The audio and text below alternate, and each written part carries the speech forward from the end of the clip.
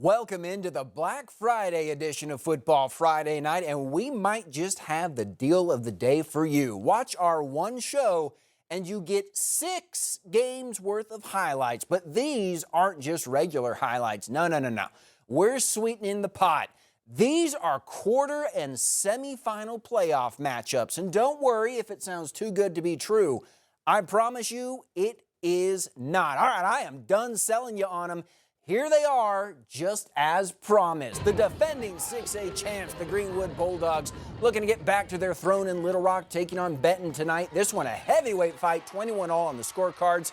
Kane Archer going to work like it's a Monday morning. 4th and 5 hits Champ Davis.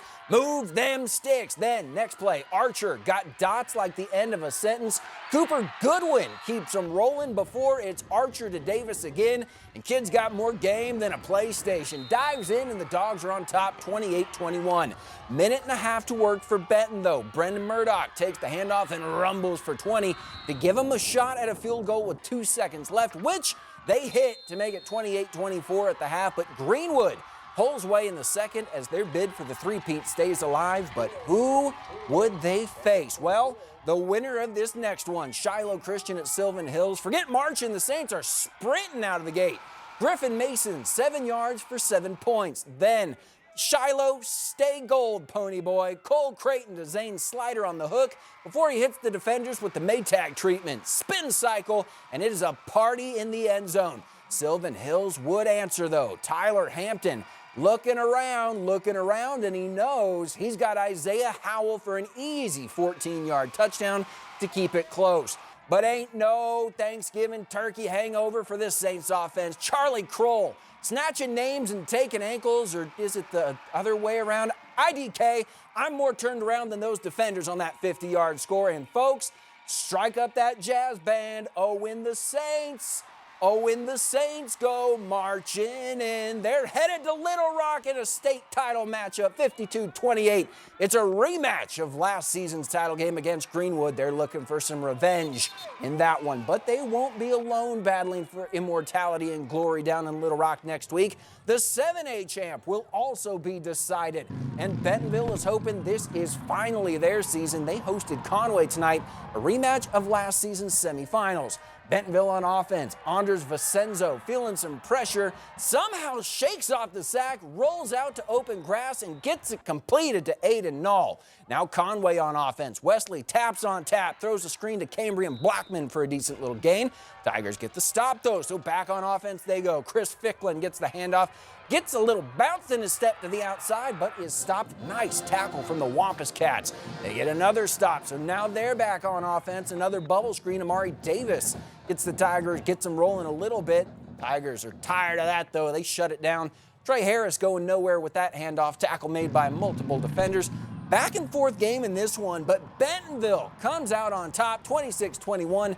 They move on to the championship game where they will see, you guessed it, the winner of this one, either the Rogers Mounties or the Bryant Hornets, the other semifinal being played in the Hornets' nest. But the Mounties ain't never scared. Down near the goal line, Titus Kramer fears no man nor contact. Cam Scattaboo style, head first into the fray and the end zone for the score. Then, next Rogers possession is the Magic Mountain man himself, Jeff Regan. And if you've been unfamiliar with his game, please acquaint yourself with it on this play. He gets down into the red zone. Then, like a boss, he seals the deal. Another escape act to get into the blue. And can you feel that, ladies and gentlemen? It certainly feels a lot like an upset brewing. But these are the defending state champs we're talking about. They ain't going down without a fight. Cooper Billingsley, the catch to get him into scoring position before Colin Robinson would run it in. And this one may be the game of the night. Rogers would be up 2 scores with 2 minutes and 51 seconds left in the game, but Bryant would pull off a miracle to get it to overtime, where they would stop the Mounties on 4th and goal to get back to the state title game.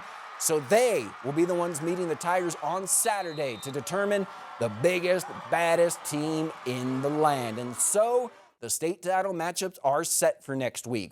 Quick recap, both rematches of last season's title games if you weren't paying attention. In 7A, Bentonville against Bryant. In 6A, Greenwood against Shiloh. But what about the teams trying to get to the semifinals in their brackets next week? We'll check in on them after the break.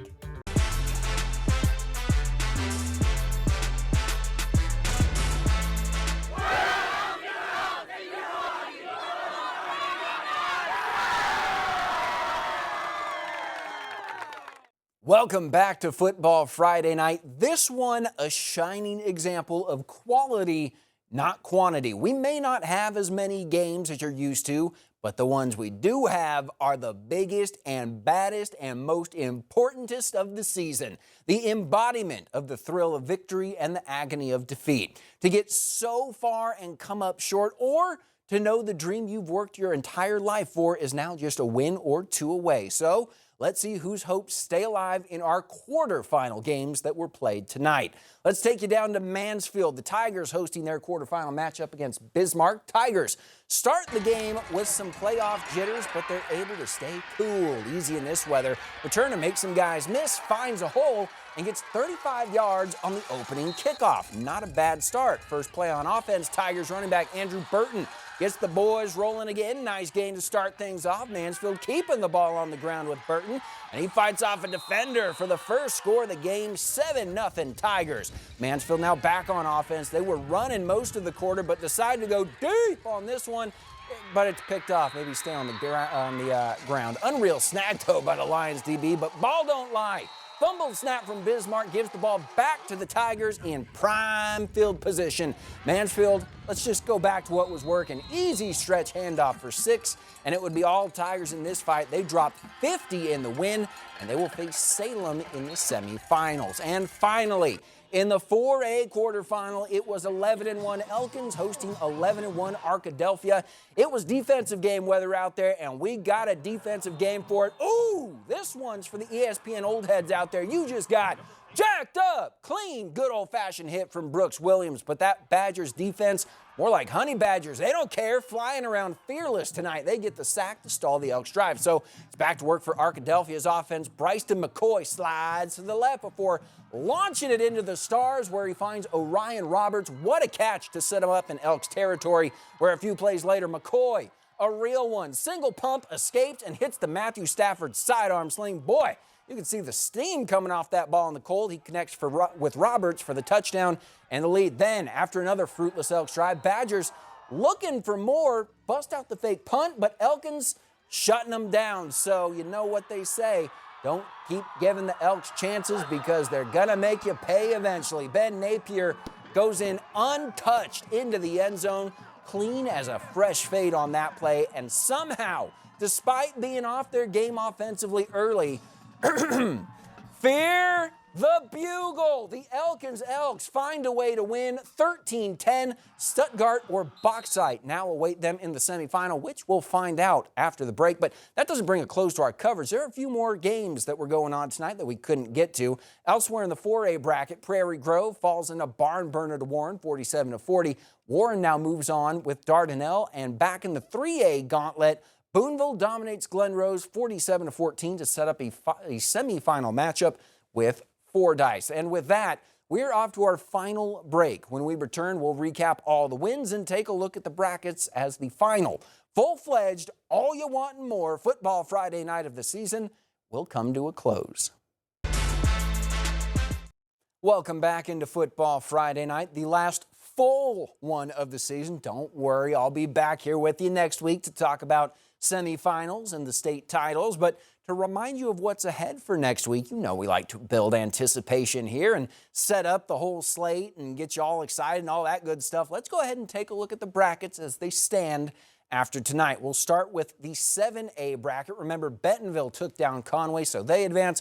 Bryant beat Rogers in an absolutely heartbreaking defeat for the Mounties. So that one's setting up a rematch of last year's state title game, which, if you remember, Bryant were the victors. Now, moving to 6A and another rematch of last year's state title game, we have got Shiloh Christian against Greenwood. Greenwood took down Benton. Shiloh Christian dominated Sylvan Hills. Greenwood the victors in last year's contest, and it wasn't very close, so we'll see if Shiloh can get their revenge this year. Now, Jump into the 4A bracket. Remember, these are the semifinals. We played the quarterfinals tonight.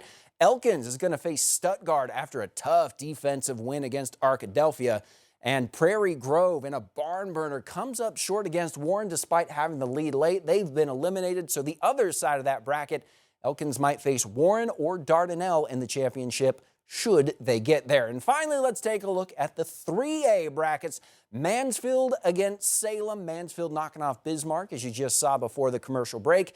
And then one of the games we couldn't get to, Boonville beating Glen Rose in a big way. They've got their semifinal matchup against Fordyce.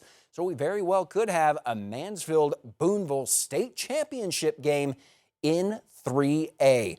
My goodness, it breaks my heart that we are near the end of the season because I love celebrating the game of football with you every single Friday night. But for as much as it hurts me, you got to remember for the kids, they are down to their last few games, the final precious minutes of football that those seniors are going to play. All their hopes, dreams, sweat, tears, blood, all of it poured into the crucible and forged for this. All that hard work put on the stage. Next week is where they pay it all off. The teams playing for state titles, the teams playing to get to the semifinals and the championship games. I can't wait to continue celebrating it with you on another fantastic Football Friday night.